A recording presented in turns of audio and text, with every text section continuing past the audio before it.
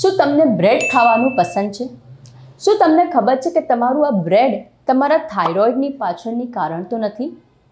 જી હા, આ વિડીયોનો ટોપિક સાંભળીને તમારામાંથી ઘણા બધા એવા ચોંકી ગયા હશો કે થાઇરોઇડ અને બ્રેડનું કનેક્શન બહુ જ સ્ટ્રોંગ કનેક્શન છે. અને શું કનેક્શન છે એના વિશે આપણે વાત કરીશું. અને ખાસ કરીને હું એ શ્યોરિટી કહી શકું છું કે તમને આ કનેક્શનના બારામાં લગભગ નહીં જ ખબર હોય. તો શું છે કનેક્શન થાઇરોઇડ અને બ્રેડનું, કે કેવી રીતે બ્રેડ તમને થાઇરોઇડનો પ્રોબ્લેમ લાવી શકે છે, એના વિશે આજે આપણે ડિટેલમાં વાત કરવાના છીએ. નમસ્તે દર્શકો, સ્વાગત છે તમારું મારી આ યુટ્યુબની ચેનલ ઉપર. હું છું તમારી હોસ્ટ ડૉક્ટર તાનવી મયુર પટેલ, એન્ડોક્રાઇનોલોજિસ્ટ એટલે કે હોર્મોનના નિષ્ણાત ડૉક્ટર, મુંબઈથી.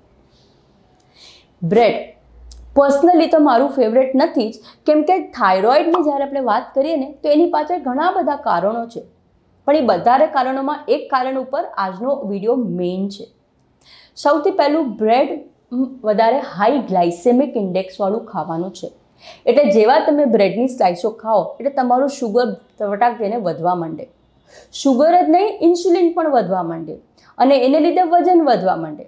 અને એટલા માટે જ તમે બ્રેડને સાચી રીતે નહીં ખાઓ તો તમને વજન વધવાનો પ્રોબ્લેમ આવી શકે, જે થાઇરોઇડમાં અમસ્તો હોય છે. તો બ્રેડને કેવી રીતે ખાવી એના વિશે મેં એક ડિટેલમાં વિડીયો બનાવ્યો છે અને આઈ એમ શ્યોર આ ટિપ તમને બહુ જ હેલ્પ કરશે. જોવું હોય તો એ વિડીયો તમે જોજો, તમને બહુ નોલેજ મળશે. બીજો પ્રોબ્લેમ છે કે બ્રેડની અંદર જે લોટ હોય છે એમાં ગ્લુટેન નામનું પ્રોટીન હોય છે. ગ્લુટેન જે છે એ થાઇરોઇડને, ખાસ કરીને જ્યારે તમને ઓટો ઇમ્યુનનો થાઇરોઇડ પ્રોબ્લેમ હોય તો બહુ જ પ્રોબ્લેમ કરે છે.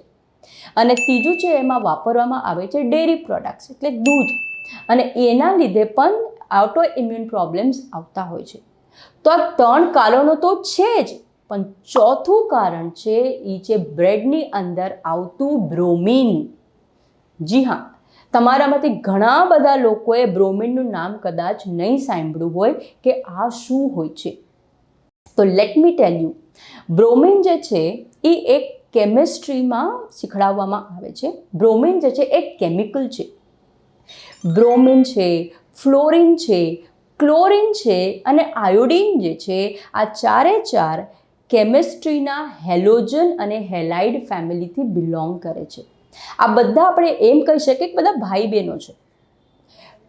તમારામાંથી ઘણા ખરા લોકોએ આયોડિન તો સાંભળ્યું જ હશે. તમને એ પણ નોલેજ હશે કે આયોડિન જે છે એ થાઇરોઇડ માટે બહુ જ મહત્ત્વપૂર્ણનું છે. કેમ કે જે થાઇરોઇડની ગ્રંથિ જો તમારે વ્યવસ્થિત કાર્ય કરવી હોય તો તમને આયોડિન જોઈએ. થાઇરોઇડના જે હોર્મોન બને છે એમાં આયોડિન જોઈએ. એટલે આયોડિન અને થાઇરોઇડ બંને અગત્યપૂર્ણના છે. જો તમને આયોડિનમાં પ્રોબ્લેમ આવશે તો થાઇરોઇડમાં પ્રોબ્લેમ આવી શકે.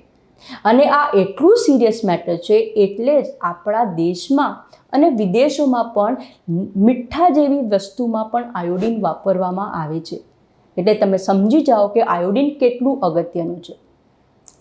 પણ જ્યારે આપણા શરીરને આયોડિનને એબ્ઝોર્બ કરવાનું હોય તો એમાં પ્રોબ્લેમ લાવે છે આ બ્રોમીન. કેમ કે બ્રોમીન અને આયોડિન કેમ કે કેમિકલી સેમ છે, બંને એકબીજા સાથે કોમ્પિટિશનમાં આવી જાય અને લગભગ આ કોમ્પિટિશનમાં બ્રોમીન જીતી જાય છે, આયોડિન હારી જાય છે. અને એને લીધે જ આ વધારે પડતા બ્રોમીનને લીધે થાઇરોઇડના પ્રોબ્લેમ પણ આવતા થઈ ગયા છે. તો આજના વિડીયોમાં આપણે વાત કરીએ છીએ કે કેવી રીતે આ બ્રોમીન જે બ્રેડમાં હોય છે આપણને પ્રોબ્લેમ લાવી શકે.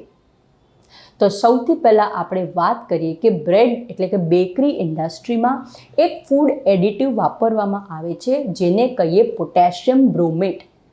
આ પોટેશિયમ બ્રોમેટ જે છે એ બનેલું હોય છે 3 કમ્પાઉન્ડ: પોટેશિયમ, બ્રોમીન અને ઓક્સિજન.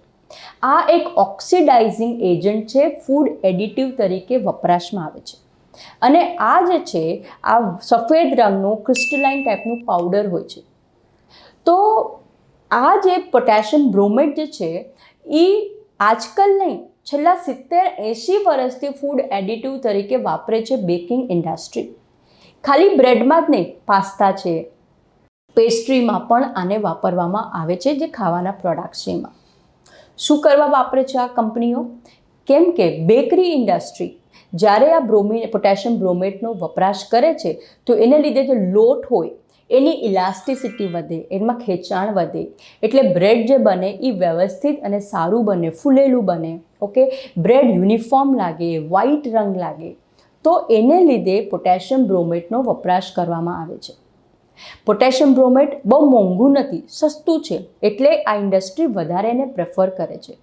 કેમ કે બ્રેડ જે છે એ પેરિશેબલ આઇટમ છે, એ કંઈ લાંબો વખત રહી ન શકે. આજે બ્રેડ બેક કર્યું હોય અને એ લોકોએ કંપનીએ વેચવા મૂક્યું હોય તો 3-4 દિવસમાં ખતમ થઈ જવું પડે, નહીં તો એમાં પછી ખરાબ થઈ જાય, મોલ્ડ લાગી જાય.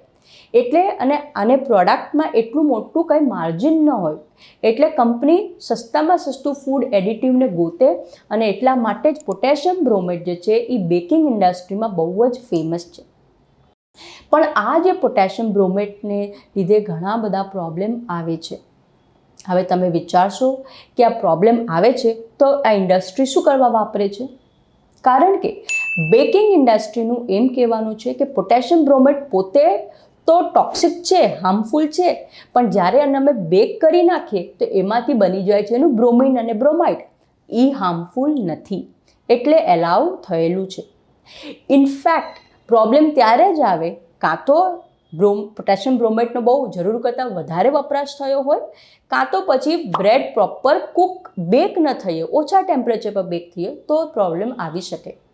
હવે તમે કે મારા જેવા વ્યક્તિ, આપણે કાંઈ બેકરીમાં તો નથી જવાના, તો આપણે એઝ અ કન્ઝ્યુમર શું કરી શકીએ? આપણે ડેફિનેટલી જ્યારે બ્રેડ ખરીદતા હોય તો એના લેબલ વાંચી શકીએ. એમાં જોવો તમે, આજે પોટેશિયમ બ્રોમેટને કેમિકલ ભાષામાં E924 કહેવાય. તો જુઓ કે તમારા ઇન્ગ્રેડિયન્ટના લિસ્ટમાં આનું નામ તો નથી. બ્રોમેટેડ ફ્લાવર કાં તો બ્રોમિનેટેડ ફ્લાવર એવું લખ્યું તો નથી. અગર લખ્યું હોય તો તમે એનો નહીં વપરાશ કરતા. આટલું તો તમે ડેફિનેટલી કરી શકો છો. અને આ તમને ક્યારે જાગૃતતા મળશે? જ્યારે તમને કોઈ કહેશે ત્યારે. ઓકે, તો કેવી રીતે આ બ્રોમાઇડ જે છે એ થાઇરોઇડને અને આપણી તબિયતને નુકસાની કરે છે?